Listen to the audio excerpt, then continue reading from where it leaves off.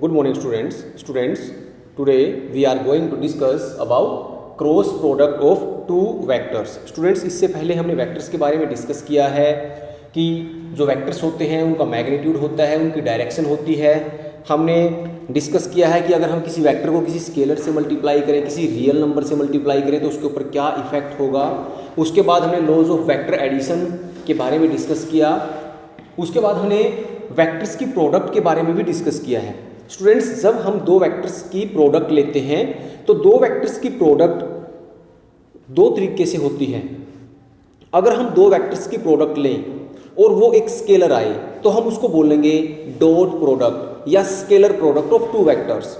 कई बार ऐसा होता है स्टूडेंट्स कि हम दो वेक्टर्स की प्रोडक्ट लेते हैं लेकिन रिजल्टेंट भी एक वेक्टर ही आता है, तो हम उसको बोलते हैं क्रॉस प्रोडक्ट या vector product of two vectors. तो ये याद रखना, हमारे पास वेक्टर्स की प्रोडक्ट के दो मेथड हैं. एक है डॉट प्रोडक्ट, दूसरा है क्रॉस प्रोडक्ट. डॉट प्रोडक्ट में जब हम दो वेक्टर्स की प्रोडक्ट लेंगे तो रिजल्टेंट एक स्केलर आएगा, बट क्रॉस प्रोडक्ट में जब हम दो वेक्टर्स की प्रोडक्ट लेंगे तो रिजल्टेंट जो होगा वो एक वेक्टर ही आएगा. स्टूडेंट्स, लेट अस सपोज कि मेरे पास कोई दो वेक्टर्स हैं. Late us suppose students, this is vector A and this is another vector B inclined with each other at an angle, at a small angle theta. ये कोई दो vectors हैं और जो दोनों वेक्टर्स हैं वो एक दूसरे के साथ थीटा डिग्री पे इंक्लाइंड हैं. मैं इन दोनों वेक्टर्स की क्रॉस प्रोडक्ट लेना चाहता हूं, तो हम इनकी क्रॉस प्रोडक्ट को कैसे डिफाइन करेंगे. Students, we can write vector A cross vector B is equal to magnitude of vector A into magnitude of vector B into sine of the angle between them into unit vector n. Students, ये है दो vectors की cross product. हम इसको ऐसे भी लिख सकते हैं A B sine theta into unit vector N. Students, हम इसे कैसे पढ़ेंगे? The cross product of two vectors vector A and vector B is always equal to the product of the magnitude of vector A, the magnitude of vector B, the sine of the smaller angle between A and B. तो हम क्या करेंगे students, अगर हमें vector ए का magnitude पता है, vector B का मैग्नीट्यूड भी हमें पता है और उनके बीच के एंगल का हमें पता है, यहाँ हम वैल्यू पुट करेंगे और हमारे पास इन दोनों वेक्टर्स की क्रॉस प्रोडक्ट आएगी. बट अब ये जो है यूनिट वेक्टर एन, ये हमें क्या बताएगा? हमने डिस्कस किया है कि दो वेक्टर्स की जो क्रॉस प्रोडक्ट होती है वो एक वेक्टर क्वांटिटी होता है और जो वेक्टर क्वांटिटी है उसका मैग्नीट्यूड के साथ साथ डायरेक्शन भी होती है. तो उसकी डायरेक्शन हमें कौन बताएगा? ये जो यूनिट वेक्टर एन है स्टूडेंट्स, ये हमें vector A cross vector B की डायरेक्शन बताएगा. आप इसको इस तरीके से भी लिख सकते हो, क्योंकि हमने अभी डिस्कस किया है कि दो वेक्टर्स की क्रॉस प्रोडक्ट हमेशा एक तीसरा वेक्टर होगी, एक न्यू वेक्टर होगी. तो we can write it as vector A cross vector B is equal to vector C which is equal to A B sine theta into unit vector N. क्योंकि दो vectors की cross product एक new vector होगी और वो उस new vector की direction कौन बताएगा?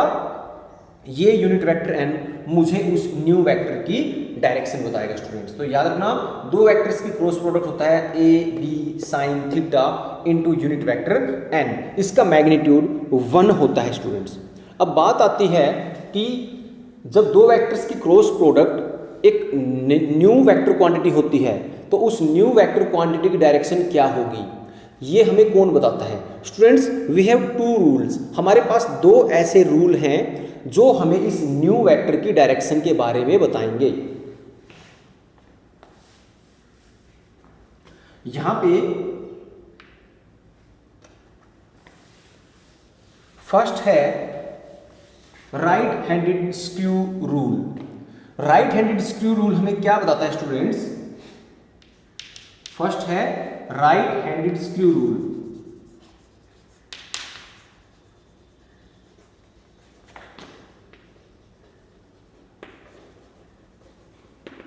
Right handed screw rule.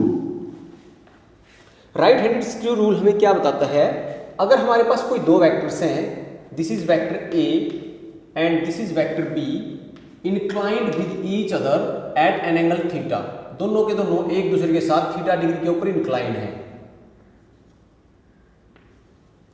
Students, अगर हम ये मान लें कि हमारे पास एक राइट हैंडेड स्क्रू है और उस राइट हैंडेड स्क्रू की जो टिप है वो हमारी ओर है, बाहर की ओर है, राइट हैंडेड स्क्रू की जो टिप है, राइट हैंडेड स्क्रू में अगर हमें रोटेशन का पता है कि हमारी जो रोटेशन है अगर वो है ए टू बी, अगर हमारी रोटेशन है ए से बी की ओर, तो जब हम राइट हैंडेड स्क्रू को एंटी क्लॉकवाइज रोटेट करेंगे तो जिस साइड में उसकी टिप मूव करेगी वही डायरेक्शन होगी न्यू वेक्टर सी की।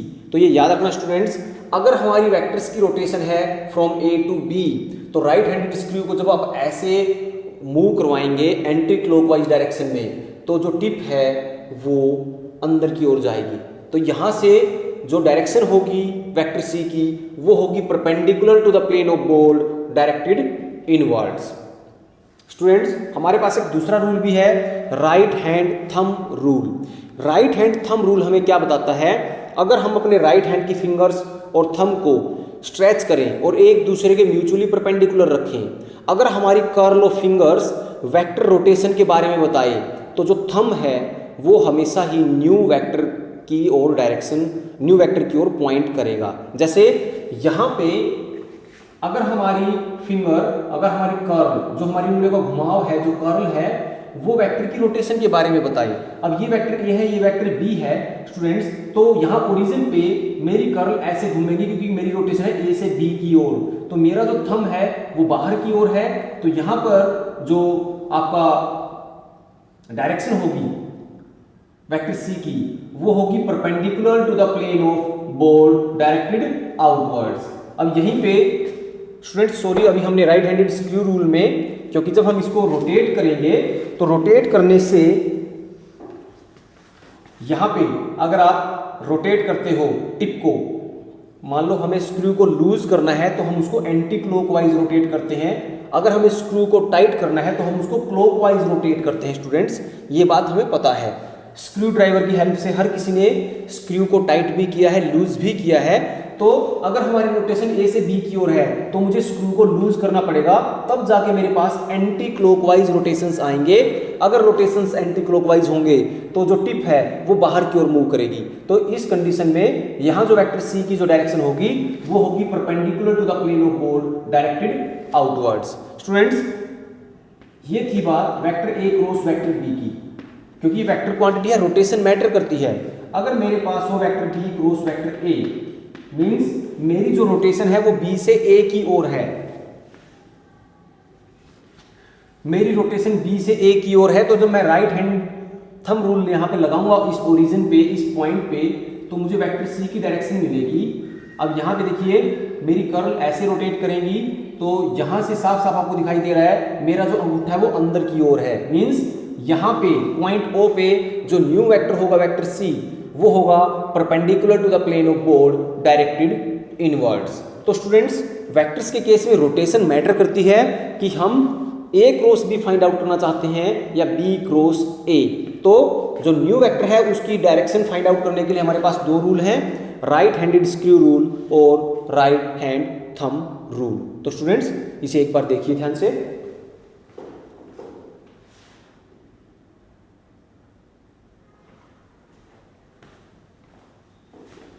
ओके स्टूडेंट्स, अब हम आगे स्टार्ट करेंगे कुछ स्पेशल केसेस, क्रॉस प्रोडक्ट के बारे में हम कुछ स्पेशल केसेस डिस्कस करेंगे स्टूडेंट्स।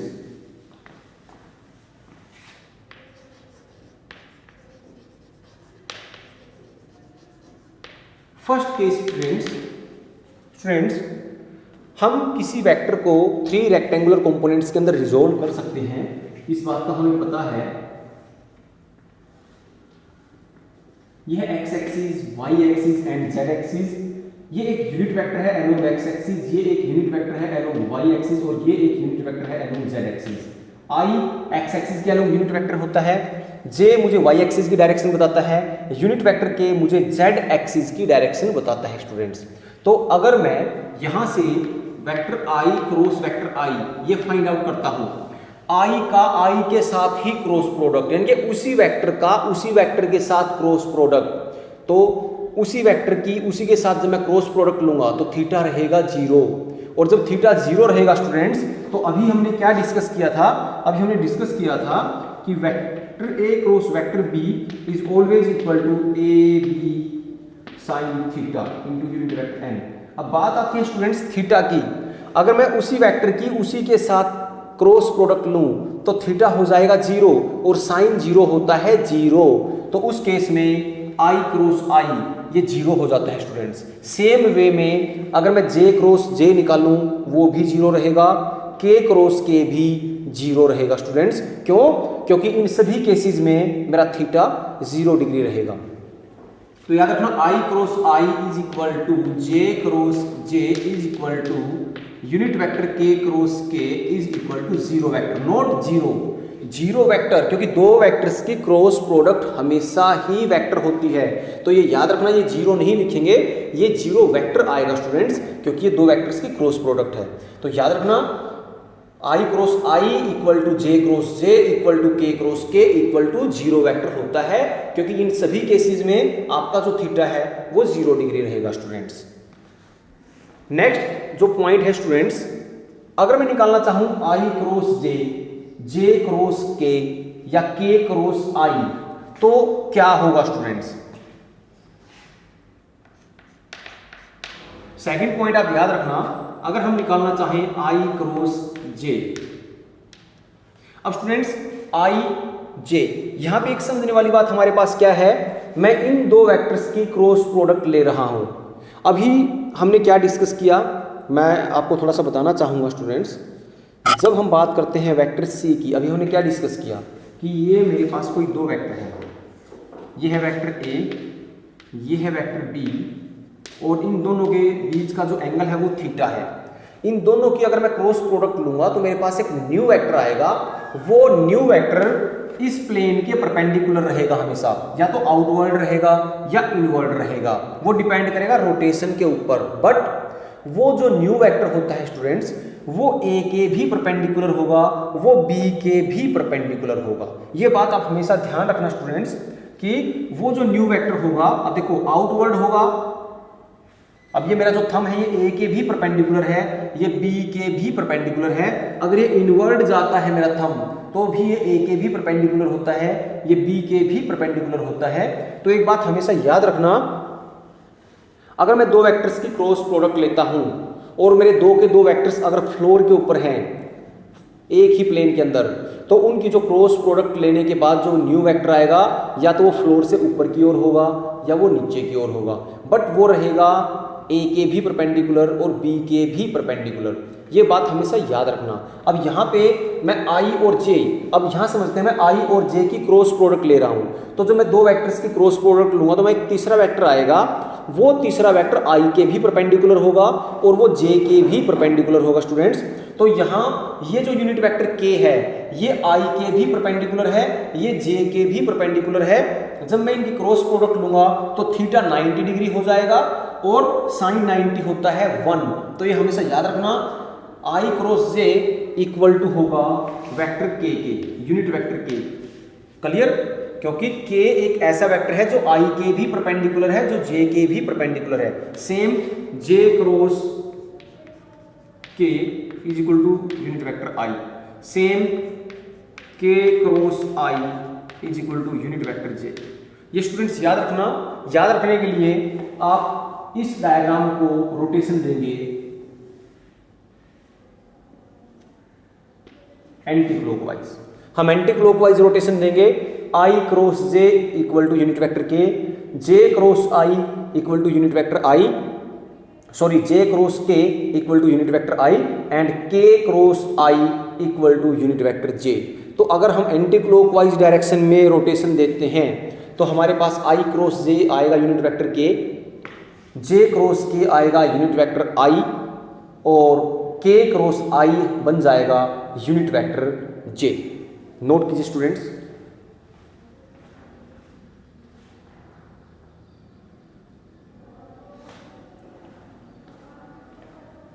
ओके, तो यहां से हमने क्या डिस्कस किया स्टूडेंट्स? अभी हमने डिस्कस किया है कि i cross i equal to j cross j equal to k cross k हमेशा 0 होगा, थीटा 0 डिग्री होता है। i क्रॉस j k के इक्वल होता है, j cross k unit vector i के इक्वल होगा और k cross i unit vector j के इक्वल होगा, क्योंकि दो वेक्टर्स की क्रॉस प्रोडक्ट एक न्यू वेक्टर होता है और वो न्यू वेक्टर पहले के भी परपेंडिकुलर होता है, वो दूसरे के भी परपेंडिकुलर होता है। यहाँ पे थीटा 90 डिग्री रहेगा। अब स्टूडेंट्स अगर मैं क्लॉकवाइज रोटेशन लेता हूं तो क्या होगा? अभी हमने क्या देखा, जैसे ही मैं रोटेशन चेंज करता हूं, ए से बी रोटेशन है तो मेरा थंब बाहर की ओर है। अगर मेरा रोटेशन हो जाए बी से ए की ओर तो मेरा थंब अंदर की ओर जाता है स्टूडेंट्स। यानी कि रोटेशन चेंज करने से वेक्टर की डायरेक्शन चेंज हो जाती है। तो इसीलिए अगर मैं ये रोटेशन क्लॉकवाइज करता हूं तो यहां पे j क्रॉस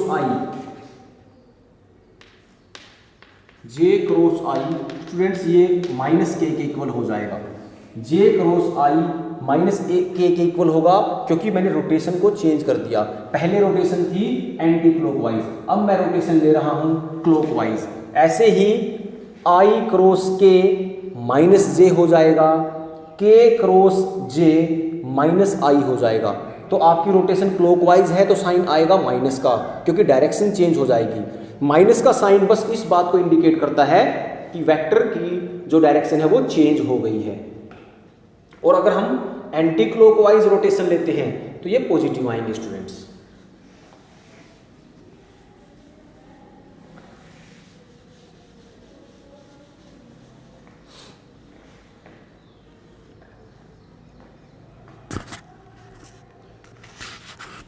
स्टूडेंट्स अगर हम बात करते हैं वेक्टर प्रोडक्ट की तो हमारे पास बहुत सारे ऐसे एग्जांपल्स हैं। अभी हम इस चैप्टर में, इस यूनिट में हम आगे डिस्कस भी करेंगे कि दो वेक्टर्स की हमने स्केलर प्रोडक्ट में ये डिस्कस किया था कि वर्क एक स्केलर क्वांटिटी है, बट ये दो वेक्टर्स की डॉट प्रोडक्ट के इक्वल होता है, फोर्स और डिस्प्लेसमेंट। बट यहाँ पे हम बात कर रहे हैं कि दो वेक्टर्स की अगर मैं क्रॉस प्रोडक्ट लूँ तो न्यू क्वांटिटी भी एक वेक्टर क्वांटिटी होगी।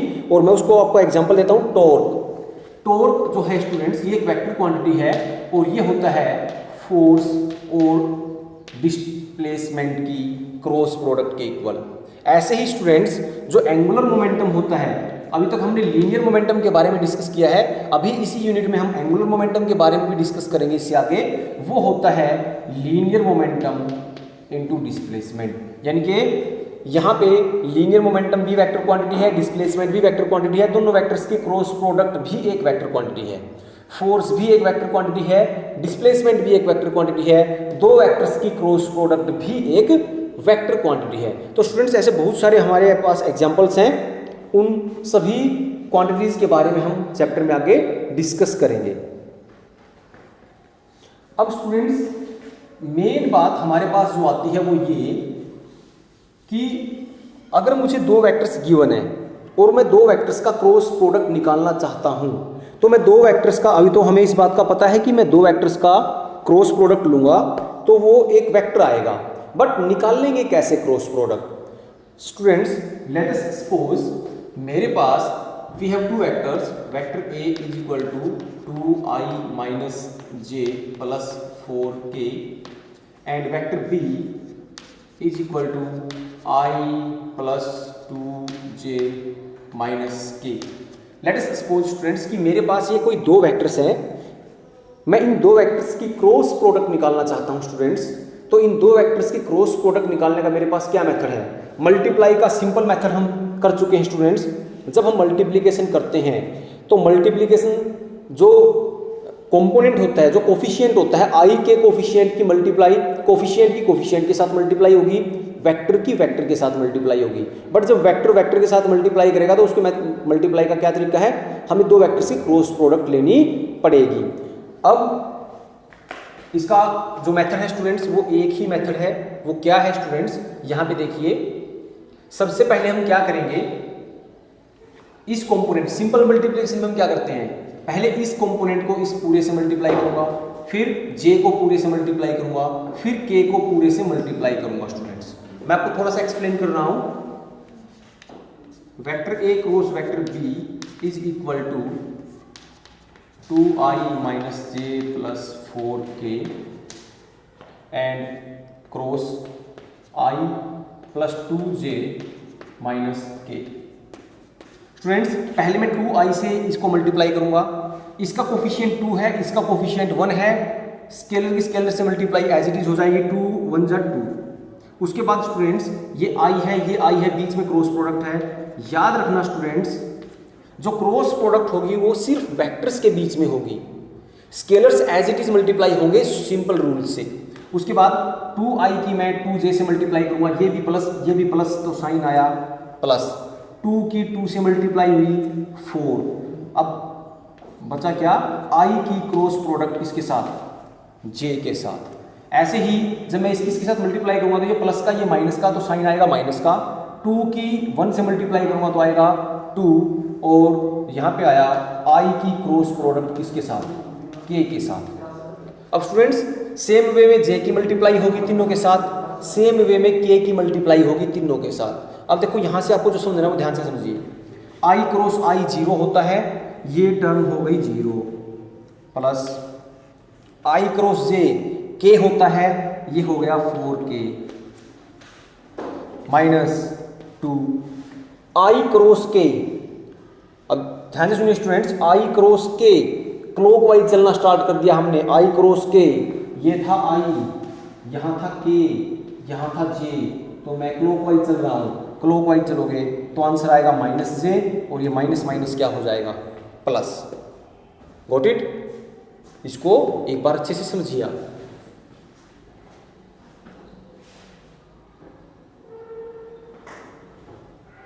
जब हम मल्टीप्लाई करेंगे तो दो वेक्टर्स, क्रॉस प्रोडक्ट हमेशा वेक्टर्स के बीच में होगी, scalars as it is multiply होते चले जाएंगे स्टूडेंट्स।